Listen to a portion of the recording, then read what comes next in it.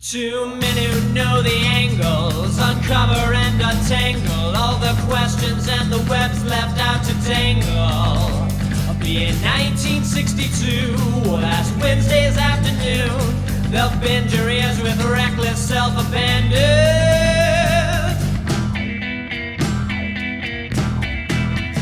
The amazing spider talk, the amazing spider talk. Come swing through the air, sit back and prepare for the amazing spider talk.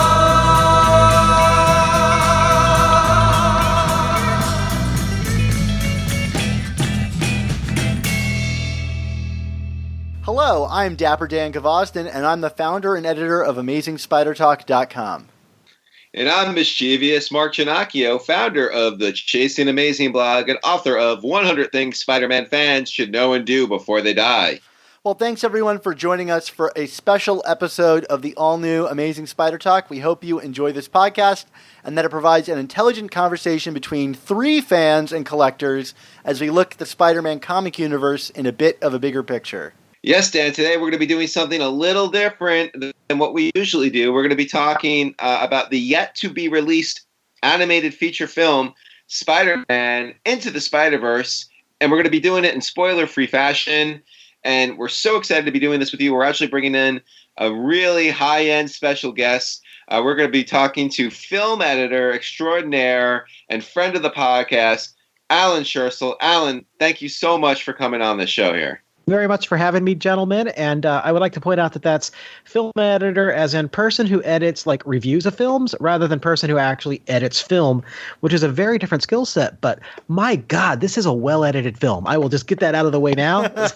No spoiler. Weighing in early. So we are going to get into the film in just a moment. Let's start off this conversation by, I'm going to ask a question, and I'm going to pose it to you, Alan. So Spider-Man Into the Spider-Verse had a lot of hurdles to pass as a film. It has to prove that it can operate alongside the other contemporary Spider-Man films in the MCU. It has to prove that Sony should be trusted with this license, especially after the past decade, I would say including Venom. It has to prove that we can care about Spider-Man characters that aren't Peter Parker, and it has to prove that in the shadow of live-action Spider-Man films, that animation can be an equally compelling format to see these characters brought to life. Do you think that Spider-Man Into the Spider-Verse proves that Sony was right to head down this path and that they could pull all these things off? The crazy thing is that it does all of that so well that it just seems obvious in retrospect that this was the way to go. This movie is just, it's done with this grace and, it's weird to say ease for a movie that moves so fast and has so many, aggressive cuts and surprising visual techniques. But this movie just, it feels like it trusts its audience and is rewarding its audience consistently in a way that is a generation removed from the mainline Marvel Universe movies, which look stiff and staid by comparison. Even something as lively and vibrant as Spider-Man Homecoming looks compared to this like, I don't know, an episode of As the World Turns.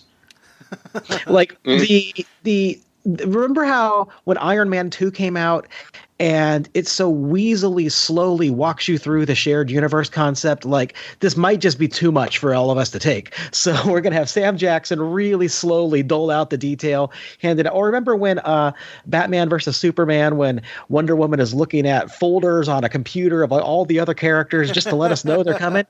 This movie, it understands that audiences are willing to roll with anything so long as it's awesome.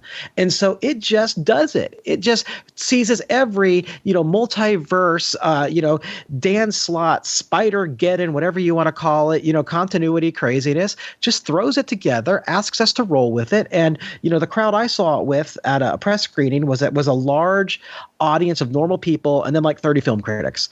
And you could just tell nobody in that crowd, from the 6-year-olds to the 60-year-olds, was confused by all these new Spider-Men. They were just rolling with it, eating it up like a puppy eats puppy chow if you feed your puppy, such mass market, not very good for them dog food. It's funny because I've been complaining about the Marvel movies for a while now that they have seized the popular culture's attention, but then not really gone there with it until I think maybe like Avengers Infinity War.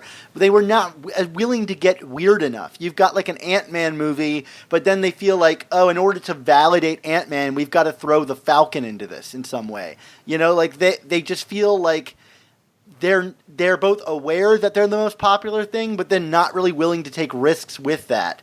And this movie, to me, it embraces what comics are best at, which is like what you said, being weird, rolling with the punches, and presenting you something awesome.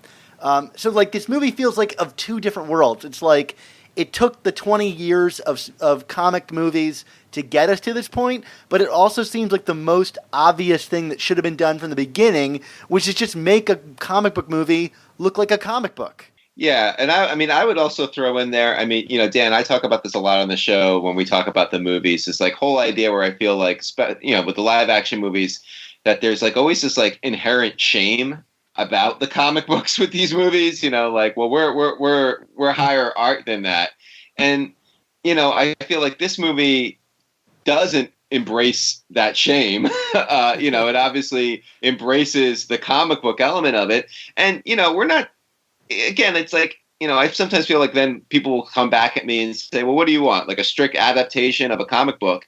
And this is not a strict adaptation of a comic book. I mean, these are different stories and different spins on these stories. But at the same token, like from a Spider-Man standpoint, I feel like this is an inherently better, truer to character Spider-Man story than we've ever had in any of the live action movies. Well, let's not forget Spider-Man 2.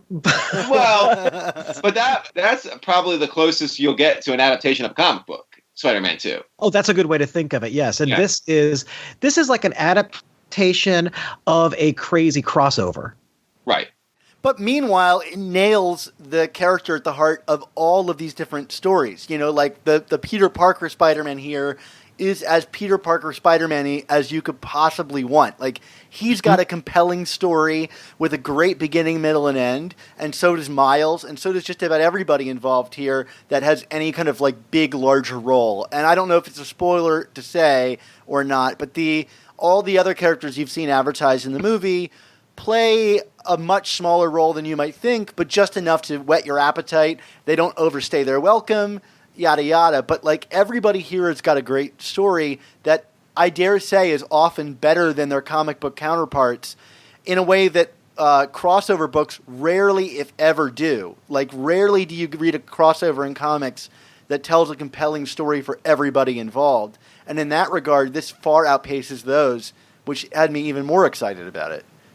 And I would even go a step further and say the same with the villains. And I mean, we've talked about this a lot over the years, Dan, on the show, that, I mean, in the Marvel movies, the villains always seem to be lacking. And, I think here's an instance where, the villains work, and they're characters that we have seen in other forms, either in Spider-Man movies or in other Marvel things. But again, I kind of feel like these are more truer, kind of more emotional iterations of these characters that make you kind of embrace the complexities of these characters and what makes them so great, why they became such superstars in the comics in the first place, because of how they're used here in this movie.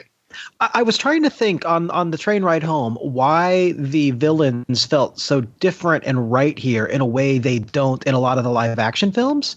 And I think it's just really simple. I think it has the very particular thing to do with animation, which is you're not hiring Jamie Foxx for this. You don't have to give Jamie Foxx 30 days of work to justify Jamie Foxx's price. So there's several villains who appear in this film, several Spider-Man villains who and might be surprised turn up. And they don't each get a long, complicated backstory or scenes of themselves becoming evil. They're already up and running. They're already bad guys. And we do find out why the main bad guy is doing what the main bad guy is doing. And it's emotional and it's a quick punch. But you don't get, like, he's not given 20% of the movie. We don't have a Spider-Man 3 situation where you're juggling together all these scenes of all these villains that none of them get enough time to really develop them. This movie just trusts who the Green Goblin is, and I'm sorry, He's in the first 10 minutes. It's okay. And that we don't need to explain it. It's like when Rhino shows up at the end of The Amazing Spider-Man 2, like, you know how that felt like, oh, finally, we're getting the beginning of a good Spider-Man movie? Because it just trusts that, okay, here's our dude in the Rhino suit. That's all you need to know. Let's go with it.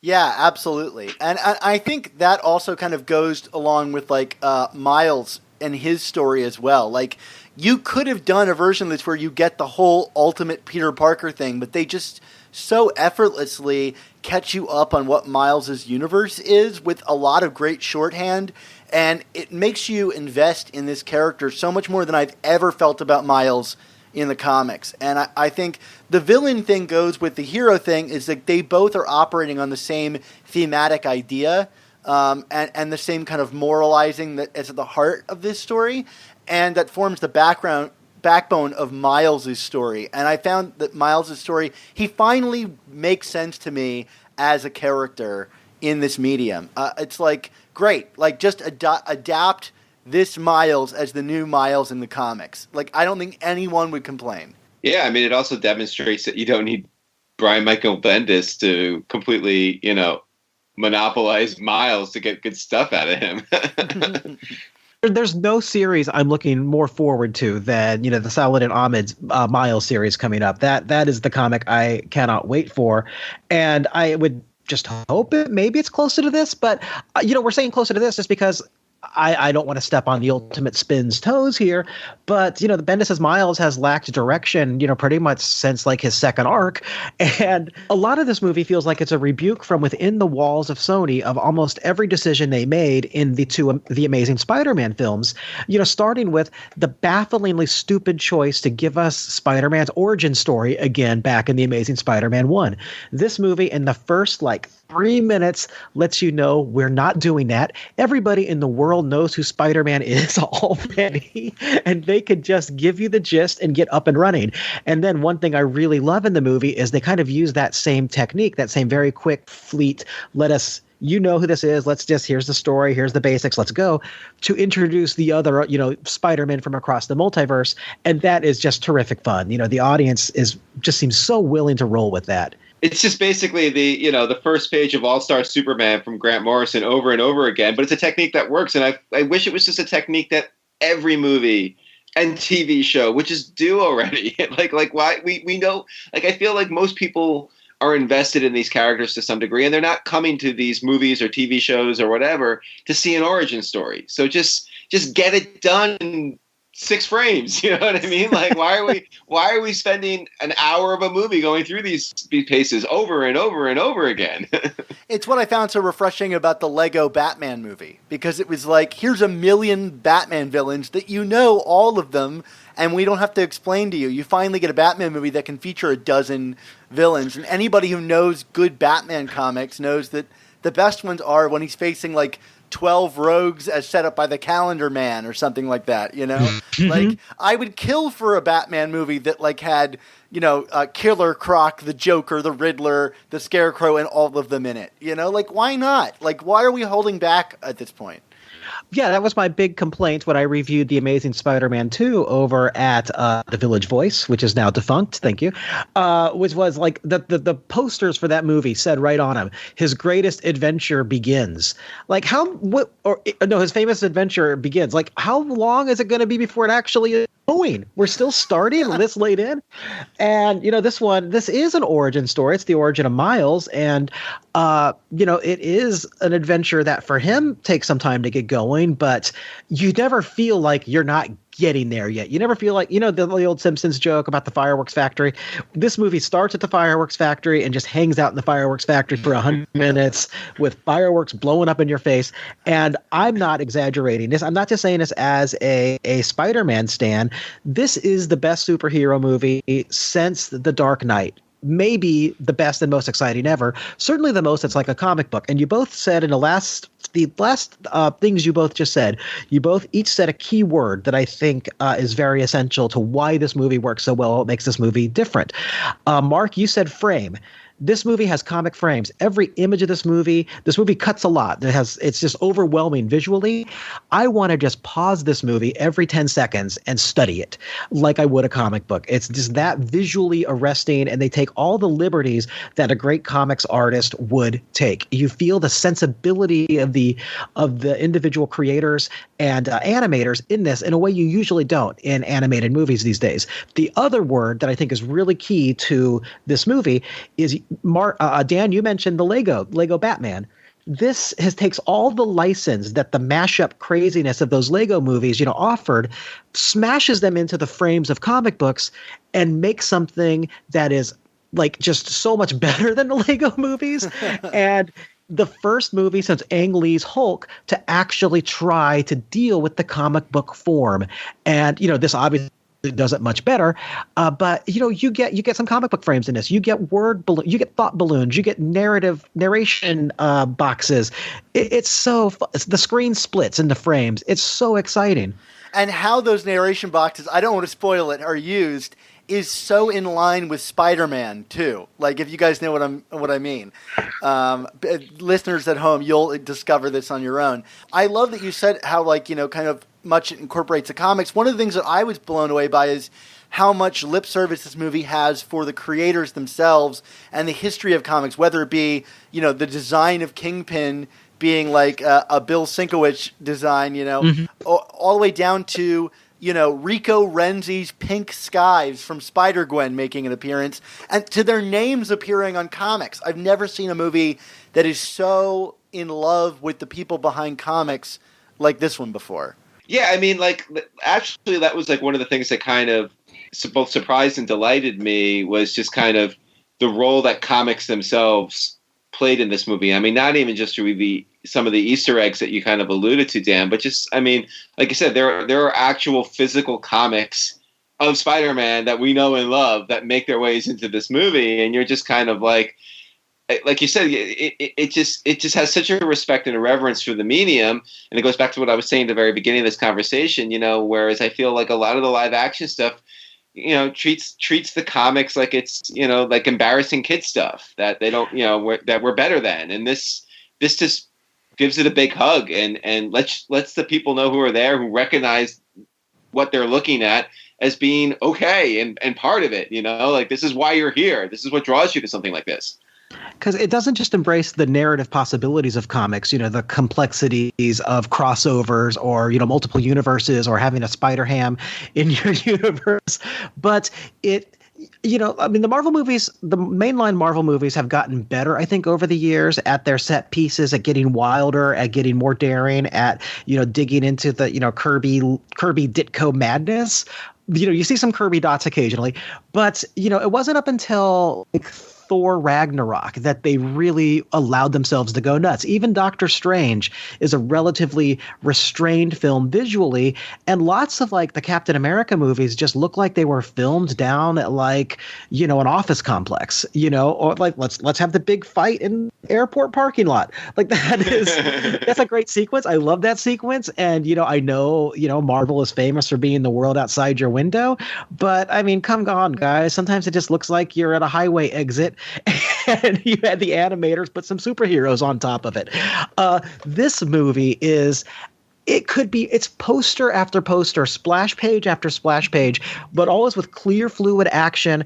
Just it's madness. It's mind-boggling. It's the first Marvel movie that, honest to God, I think you should see it high, is all I'm going to say. They do things with Ben Day dots in this movie that have to be seen to be believed. If you guys know what I'm talking about. But one of the other things I wanted to talk about is, alongside the history of comics, I loved how much this movie embraced the pop culture around Spider-Man. It's not only the 1967 cartoon, all the way down to the Spider-Man popsicle stick. It makes an appearance in this movie.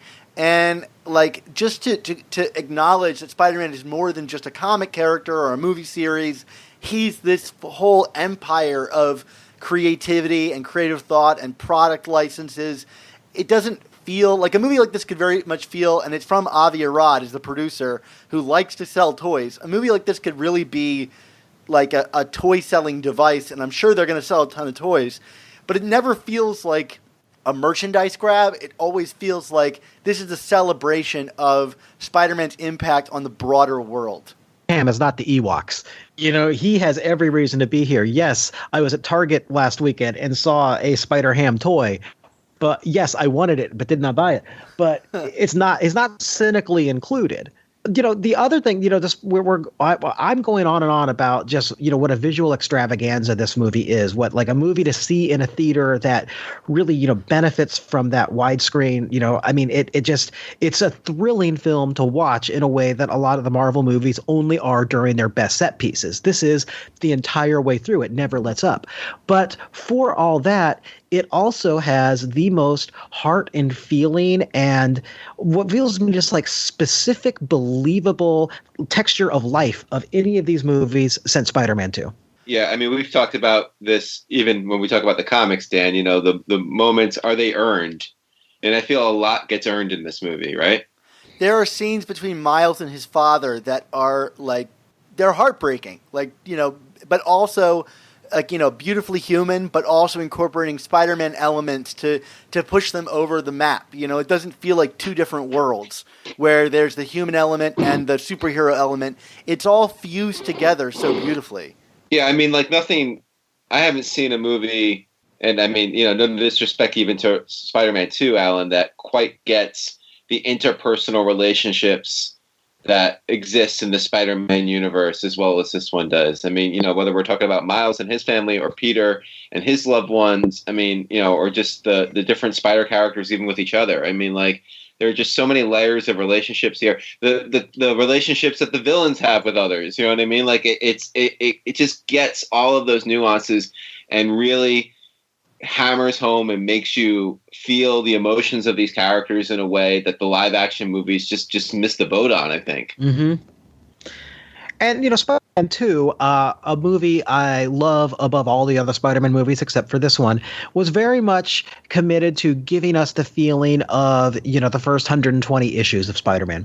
And not really anything beyond that.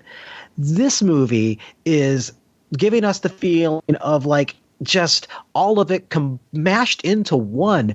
We have this idea, well, I do, that it's almost a surprise that the big two comic publishers still continue, putting out monthly print pamphlets, that they still bother. I sometimes think of them as something like a loss leader for, the entertainment behemoths that own these companies. But I mean, this movie really demonstrates the incredible value of putting the smartest, most creative people on the books, even if those books don't make a whole lot of money. Because what you've got going all through this is the best ideas of Bendis, the best ideas of Slott and Gage, and obviously the best ideas of the Spider-Gwen creators, whose name I just forgot. And also it's complicated because who came up with the original idea? But, it is all their best ideas. And the look of the Spider-Gwen comics themselves really is defining of a lot of this film here. They drew upon that so much that this movie would not exist without comics that maybe 50,000 people bought. Maybe if they're lucky, yeah.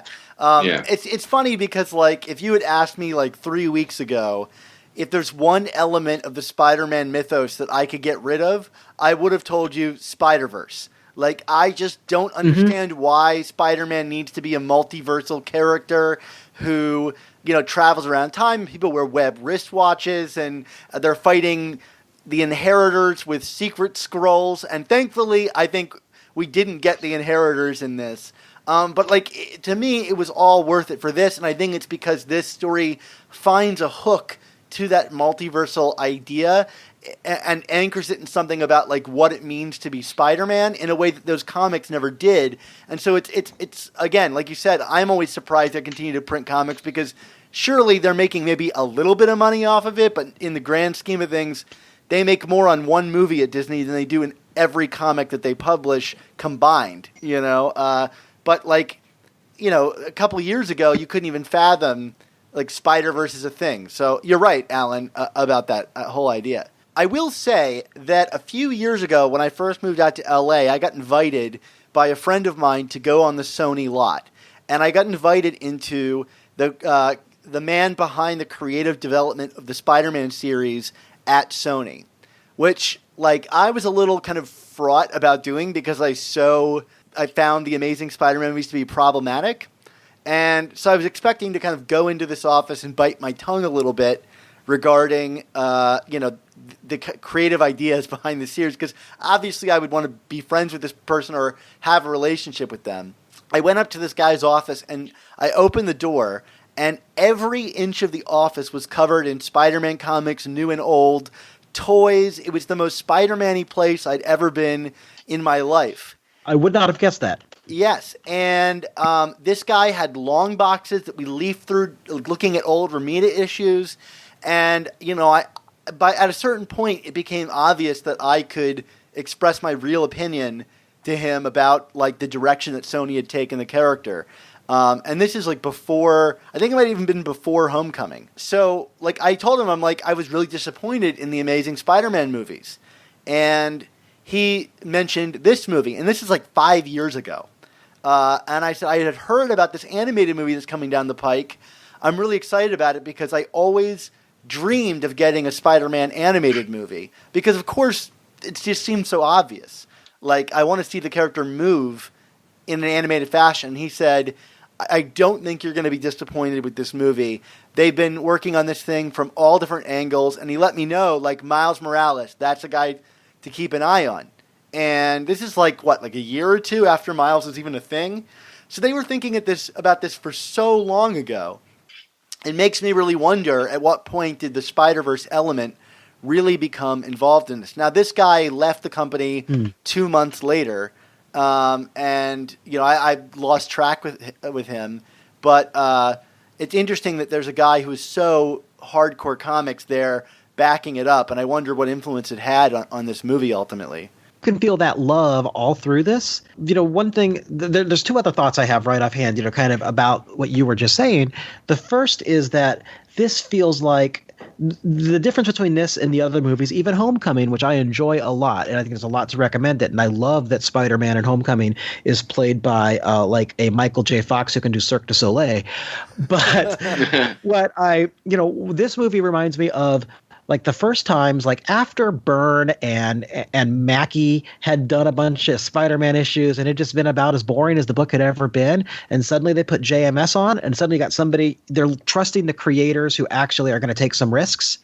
And it feels like Sony's trusting creators who will do that and then letting them push it where they want to push it. This movie could have failed big. This could have been a disaster. We're talking about it like almost as if it's just, of course it's great. They did all these things. No, this could have been the biggest, dumbest mess ever.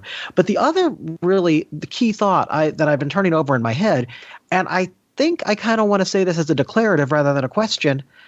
I think that animation is probably the best televisual medium for these characters.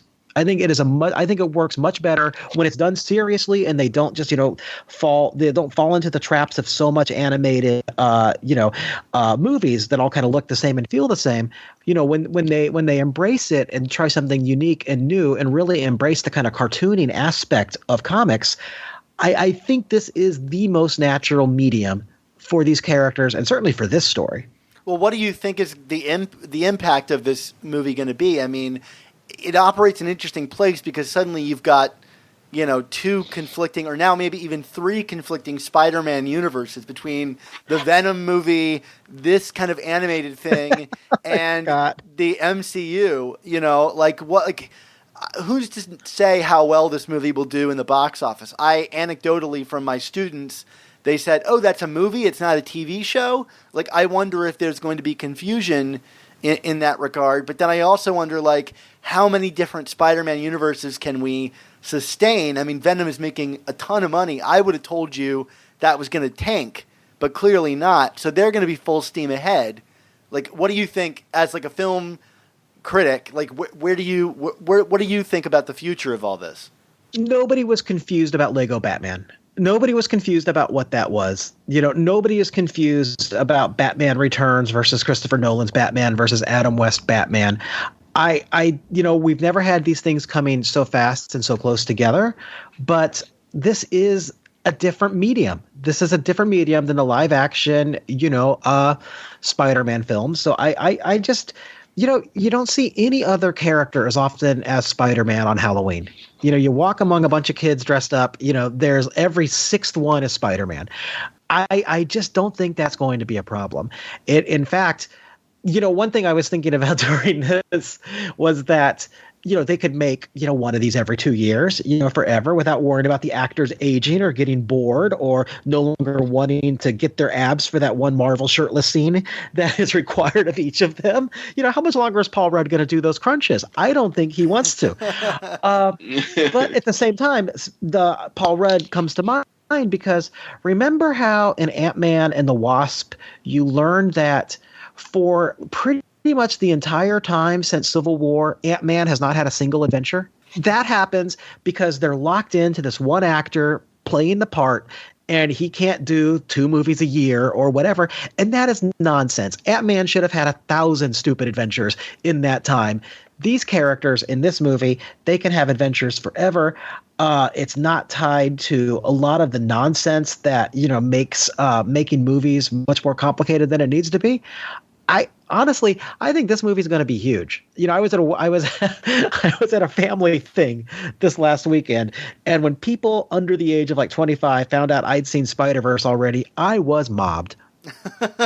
Yeah. I would kill to see more movies of this with Spider-Ham opening short films a la Looney Tunes. Oh, that's a great idea. That just needs to happen. You've got him. He comes out of the circle. He gives you the thumbs up. And and you're off on a Spider-Ham adventure. Well, let me ask you guys. I want to lock you in here, guys. I think this movie is going to be huge and will make much more money than Homecoming. What do you think? What do you think, Dan? But you're more the movie person. I don't know because honestly, Homecoming didn't make a ton of money. It was better than Amazing Spider-Man 2, but it wasn't an all-time box officer. But I also I know that I'm going to see this thing a half dozen times, in various states of inebriation, as you implied. But I don't know. That's a hard thing to say. Animation, it could be The Incredibles and make $1 billion. I don't quite know. Those movies make a lot, but I wonder if they're, again, just going anecdotally from my students, because they tend to be a good sample, is there a true understanding of what this is? From people, and the marketing is so pushed miles. Maybe that brings in new crowds, but maybe it also confuses people. I hope it makes a ton of money because I want these until the day I die. Yeah, I don't know. I wish I could say declaratively, but I really don't know. If I can just jump in on something though, Dan, kind of related to what we've been talking about here. Something else that I find really fascinating about this. We've just been talking for the last few minutes about, would it be great if we, in future movies, we have Spider-Ham intros or this, or, we can have more adventure. And I think this is another, kind of key thing in terms of comic book movies in general as in this medium.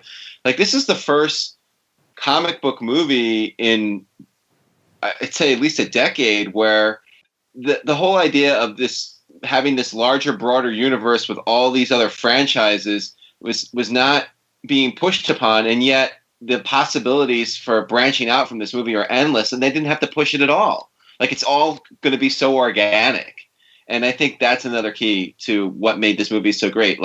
Versus what we've been seeing from both DC and Marvel with the live action, this idea of having to build this universe because you have to have this multi-billion-dollar franchise that leads to 11 other movies. There was none of that here. None of that is in your face, and yet there's so many different ways we can go with these movies going forward. That's going to just feel really innate and organic and wonderful. And at the same time, that post-credit sting might be the most exciting thing I've seen in a long time. You can't even come close to talking about it. Should we talk real quick about the other, Spider-Men and women from across the multiverse? Let's talk briefly about them. Yeah. What I wanted to say, this one other superlative. When I'm watching a movie, I'm always trying to think, what is the thing this movie does better than any other movie? I'm going to make a bold claim about this movie before I briefly address Spider-Gwen and Spider-Man Noir. I think that this is the only comic book movie I can think of that is the best iteration of its title character in any media. This is the best iteration of Miles Morales in any medium. Well, I think that's an easy thing to agree with based on our opinions of how Miles Morales has been handled. But I think you're right. Like, I think this movie gets Spider-Man, even if we're talking about Peter Parker Spider-Man, it gets that Spider-Man better than any other movie. Like, you don't have to have any caveats about it. He looks like Spider-Man. He moves like Spider-Man.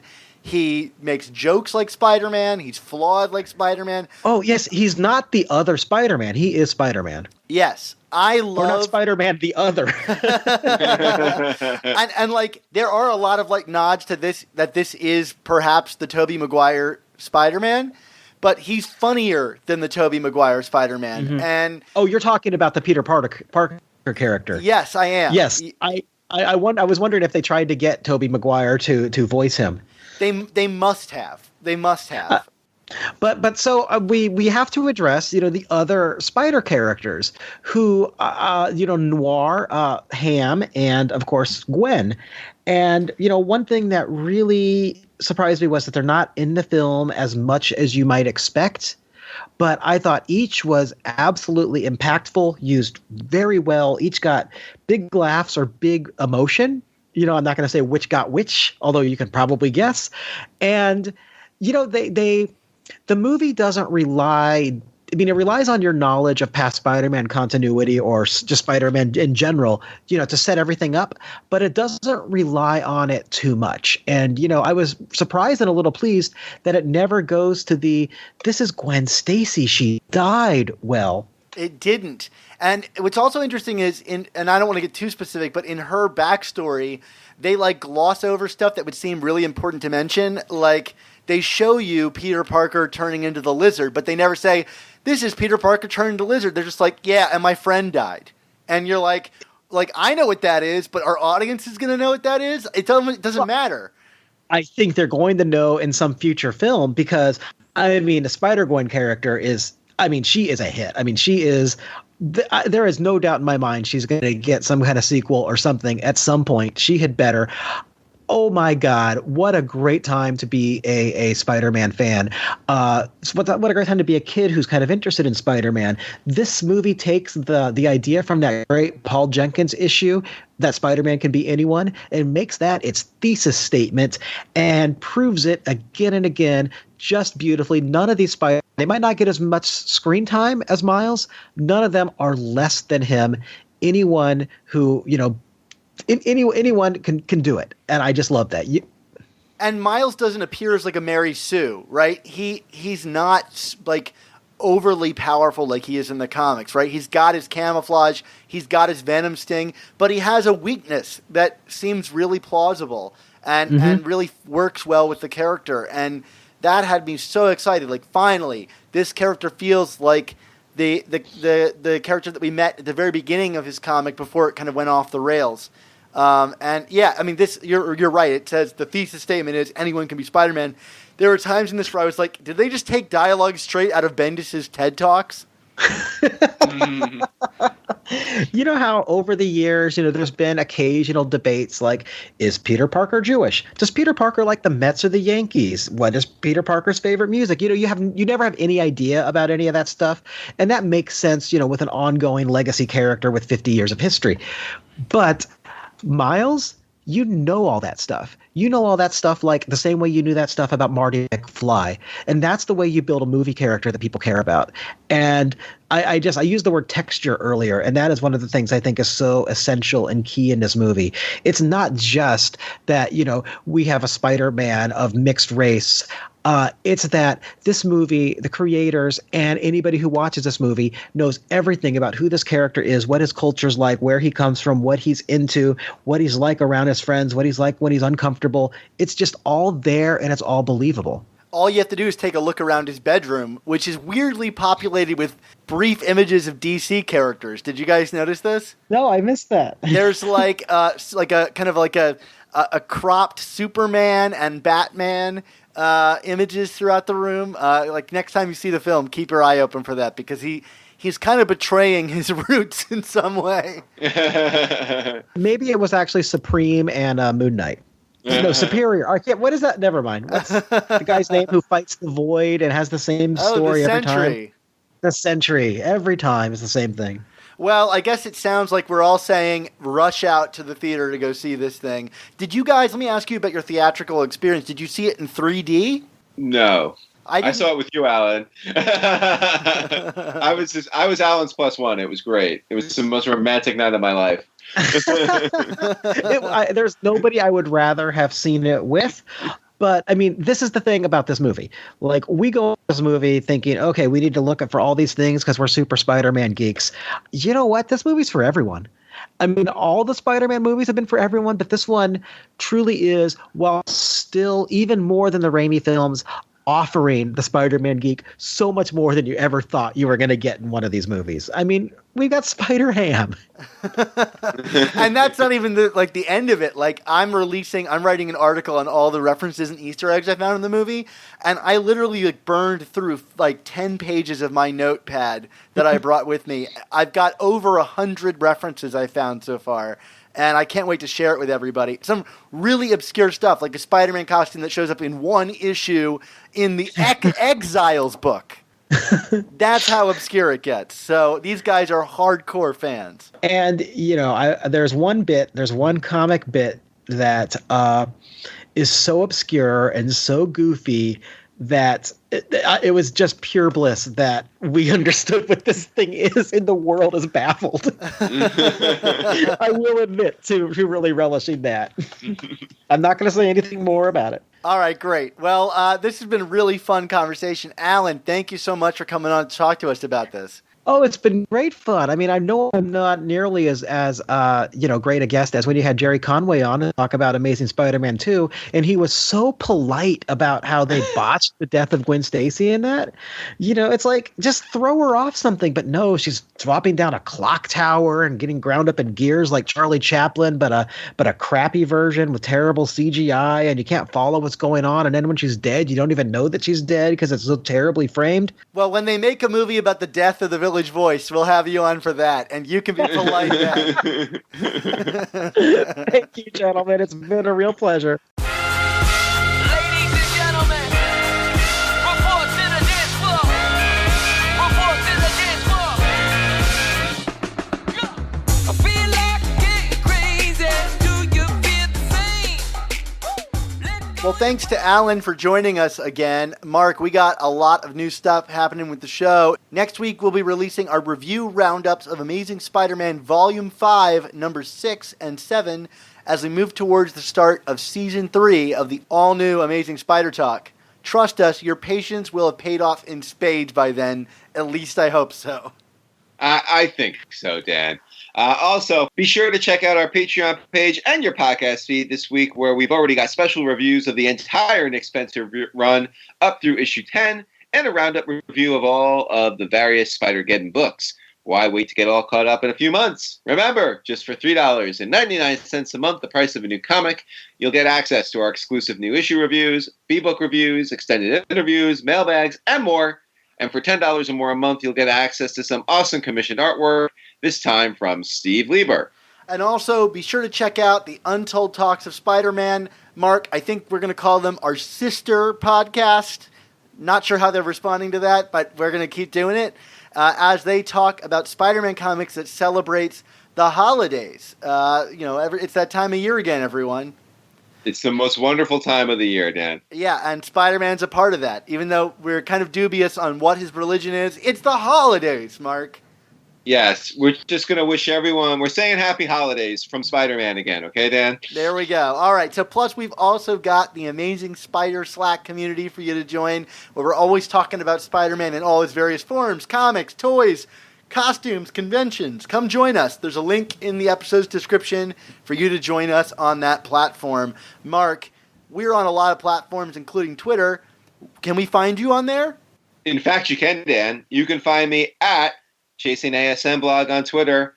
Of course, you can always order my book, 100 Things Spider-Man Fans Should Know and Do Before They Die, the perfect holiday gift, Dan. What about you? I'm going to order it for everyone in my family.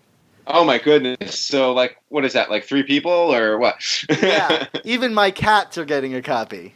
Oh, I cannot wait for Archie and Jughead or whatever your other cat's name is to read that book. All right, yeah, I'll have to inform my wife that we're renaming the cat Jughead. I love it. What is your other cat's name? It's Archie and what? It's Owen. It's Owen. Archie and Owen. Okay, Archie and Bam Bam or whatever. All right. That's okay. That's okay. I was at a friend's house this weekend, Dan, and their cat's name is Kingsley, after Harry Potter. But I defaulted and called the cat Roderick, and they all looked at me like, "What?" And Erin actually knew what I was talking about, my wife. So I changed to one person. Now you got to test. The next time you go over there, you got to call it Daniel and see how smart she really is. Oh, right. Well, that only gets brought up in issue 250 as a last-ditch effort to make this plot line work. Well, anyway. Yeah, and you can follow me on Twitter, too. I'm at @SupSpiderTalk, where I'm kind of talking about Spider-Man all the time, all the livelong day, and posting stuff about our show. It's a good place to be. At least I think so. And so do a bunch of other people, I think. So, yeah.